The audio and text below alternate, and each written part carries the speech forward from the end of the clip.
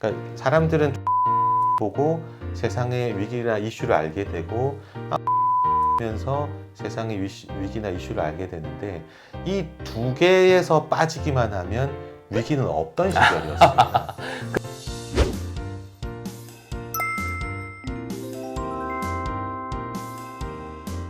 그러면 선생님께서는 이슈 관리는 안 하시는 거예요? 거의 대부분 제가 이슈 관리를 하고 있는 거죠. 그러면 이슈 관리를 한다는 것은 아까 전에 선생님께서 예방, 맞습니다. 준비, 회복이라고 맞습니다. 말씀하셨는데 네. 예방이겠네요. 예방과 준비이고요. 실제로 이슈가 수면 밑으로 올라와서 위기가 되면 사실상 할 수 있는 일은 그렇게 많지 않습니다. 그런가요? 그러니까 여기서 위기 관리에 대해서 많은 분들이 오해하는 지점인데요.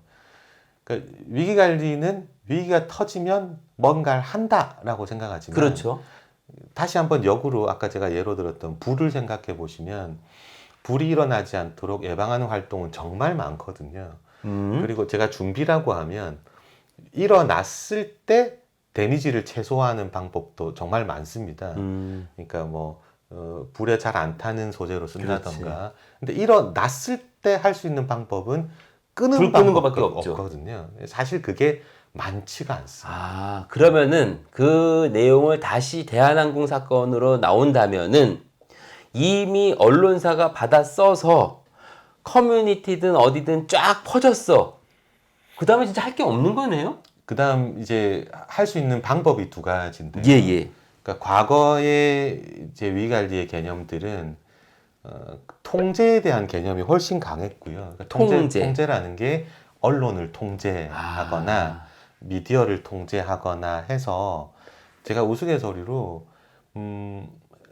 90년대 2000년 초반까지의 위기 관리를 이제 원데이 미디어 위기 관리라고 하는데, 지금 학생분들은 잘 모르시겠지만 그때 교수님이나 저나 9시 뉴스라는 뉴스가 굉장히 중요한 뉴스고, 그렇죠. 아침에 조간신문이 굉장히 중요한 신문이거든요. 그러니까 사람들은 조간신문을 보고 세상의 위기나 이슈를 알게 되고 9시 뉴스를 보면서 세상의 위기나 이슈를 알게 되는데, 이 두 개에서 빠지기만 하면 위기는 없던 시절이었습니다.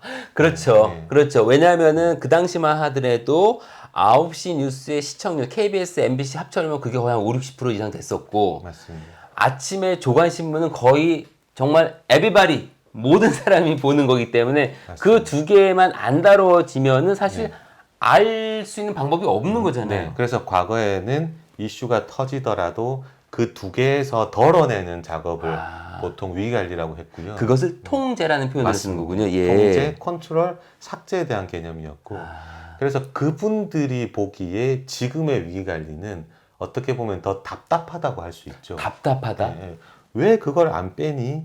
거기 앉아서 뭐 하니? 뭐 이렇게 얘기했던 시절이 얼마 전까지 있었고요. 근데 그분들은 그러면은 이 디지털 환경을 이해 못 하는 거 아니에요? 전혀 이해 못하죠. 근데 그분들이 얘기하는 통제라는 개념은 면대면 개념이고, 언론 종사자들과 친분 관계를 통해서 혹은 뭐 프레스를 통해서 혹은 다른 어떤 베네핏을 통해서 했던 비전략적인 행위였는데, 그분들 생각에는 그게 전략이었던 시절이 있었던 거죠. 그런데 이제는 그런 상황이 안 되는 거잖아요. 이제는 그런 원데이 미디어 시절이 끝났고, 지금 통제가 아닌 뭐로 가는 거예요, 그럼 이제는? 그러니까 모든 이슈들이 9시 뉴스나 아침 조간신문뿐만 아니라 리얼타임으로 사람들이 보게 되는 시점들이기 때문에 애초에 통제는 불가능하다라는 개념으로 시작됩니다. 그래서 현대시대의 위기 관리는 이제 미티게이션 전략, 완화시키는 전략으로 많이 가게 되는 거죠. 예를 들어서 100개의 언론사에 나는 것보다 90개의 언론사에 나는 게 좋으니까 어떻게든 카운트다운 시키려고 하는 전략이 구사되고요. 온라인상에서도 좀 더 격한 반응을 보이고 많은 사람들이 분노하는 것보다 좀 더 카운트다운 시키는 전략으로 가고 있습니다.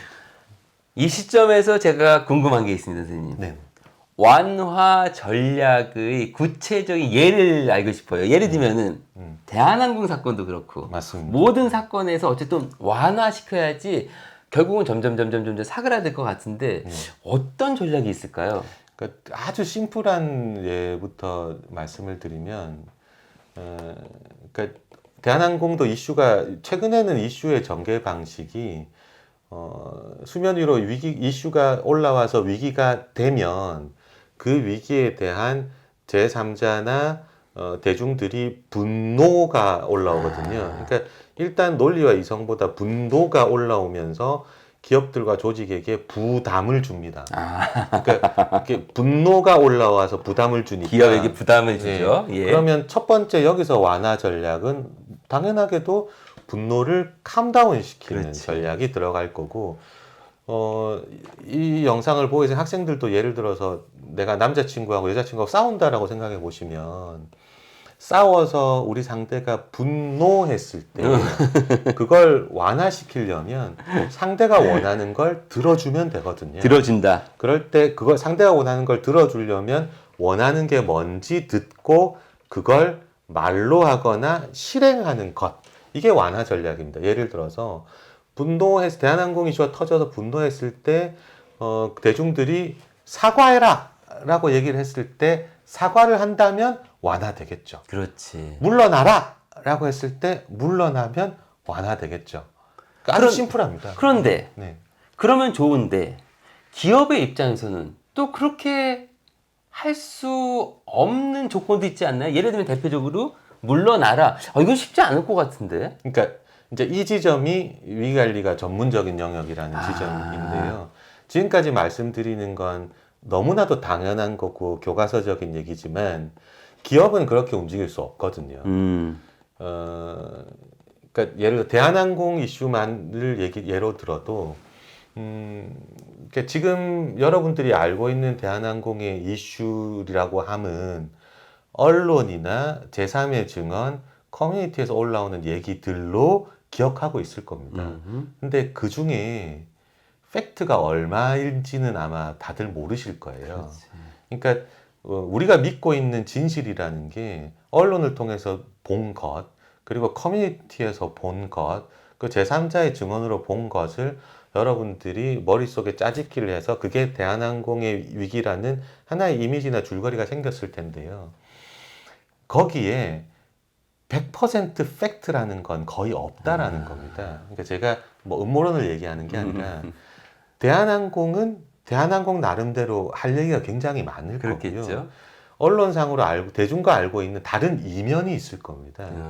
위관리는 그 이면을 어떻게 효율적이고 안전하고 정확하게 이해관계자들에 전달할 것인가에 대한 전략을 수립하는. 물론 여기에서 핵심은 기업에게 이로운 방향으로 갈 수 있는 걸 선택하겠죠. 어떻게 보면 윈윈 할 수 있으면 좋은데 그게 안 되면 조직의 영속성을 위해서 저희가 일을 하고 있기 때문에 조직이 크게 데미지를 입지 않고 명성을 유지하는 상태에서 어떻게 계속 경영을 영위할 수 있을까, 거기에 저희는 조력을 하는 사람들이기 때문에 사회 도덕적 법에 반하지 않는 그런 전략으로 대중들을 설득하는 어떤 방법을 고안해야 되는 거죠. 선생님께서 이제까지 한 말씀을 들어보면은 이건 기업에게 매우 중요한 과정인 것 같아요. 그러면은 대부분의 기업은 이러한 뭐 위기관리 팀이라고 할까? 아니면 그런 부서가 다 있는 겁니까? 대부분 그 팀을 따로 가지고 있지는 않고요. 대부분 홍보팀이라고 하는 PR팀이나 아니면 내부의 전략을 수행하는 기획팀, 혹은 과거의 비서실이라고 얘기했던 VIP 어떤 주변에 있는 브레인들이 모여 있는 팀들이 위기관리까지 하고 있죠. 근데 실제로 그곳에서 다 처리를 못하니까 선생님이 만드신 밍글스푼 같은 곳에 부탁을 해가지고 일을 맡기는 거군요. 그러니까 저희가 하고 있는 일들이 그 인하우스에 있는 기업들에 있는 그런 위기관리를 하고 있는 분들보다 역량이 월등히 뛰어나서 저희가 하는 것들이 아니라 조직 내부에 계신 분들은 반드시 조직 내부의 이해관계에 엮여 있기 때문에 위기가 터진 그 상황을 100% 제3자적 시각이나 객관적 시각에 놓고 위관리를 할 수가 없습니다. 그러니까 저희가 외부에서 객관적 시각으로 조언을 두게 되고 그래서 내부에 있는 유능한 분들과 외부에 있는 저희가 보통 협업을 하게 되죠. 여러분, 우리 송 선생님이 대표로 계신 밍글스푼이 어느 기업이랑 일을 했나 제가 조사를 좀 홈페이지에서 했는데요. SK그룹, 롯데그룹, 하나그룹, 코오롱그룹, SBS, KT, GS홈쇼핑, 한진해운, STX그룹, 효성그룹, LF, 라파즈, JDC, 코웨이, 유아킴벌리 셀 수가 없습니다. 그러니까 이 말은 뭐냐면은 사건이 좀 있었던 건가요? 꼭 그런 건 아닌가요? 어쨌든 밍글스푼의 전문성을 인정받아서 파트너십을 맺으면서 문제를 해결하기 위한 노력을 그렇게 했다라는 거 아니겠습니까? 네. 그런데 왜 우리 일반인들, 우리 친구들도 마찬가지거든요. 왜 위기관리라고 하는 전문 영역이 있다라는 부분을 잘 모르는 것 같아요. 이거 왜 그렇죠? 실제로 PR이라든지 홍보라든지 광고라든지 이쪽에서 하지 않아서 그런 건가요? 아니면은 어떤 식으로 봐야 되는 거죠? 아마 학생분들도 저희 정동영 교수님도 그렇고 광운대 이종현 교수님도 그렇고 그 위관리에 전문적으로 그 학생들을 가르치는 교수님들이 있습니다. 다른 학교에도 있고요. 그러니까 이론적으로 위관리를 배울 수 있는 시간과 어떤 환경은 되어 있는데 실제 위관리라는 걸 이런 공개적인 석상에서 말씀드릴 수 있는 상황이 굉장히 어렵거든요. 위관리는 거의 우리가 비밀보장각서라는 NDA를 쓰고 합니다.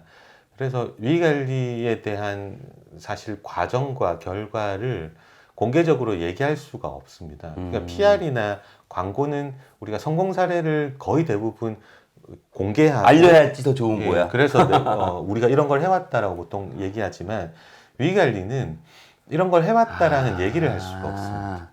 그래서 실제로 표면상에서 위관리에 대한 영역을 접하기는 그렇게 쉽지는 않을 것입니다.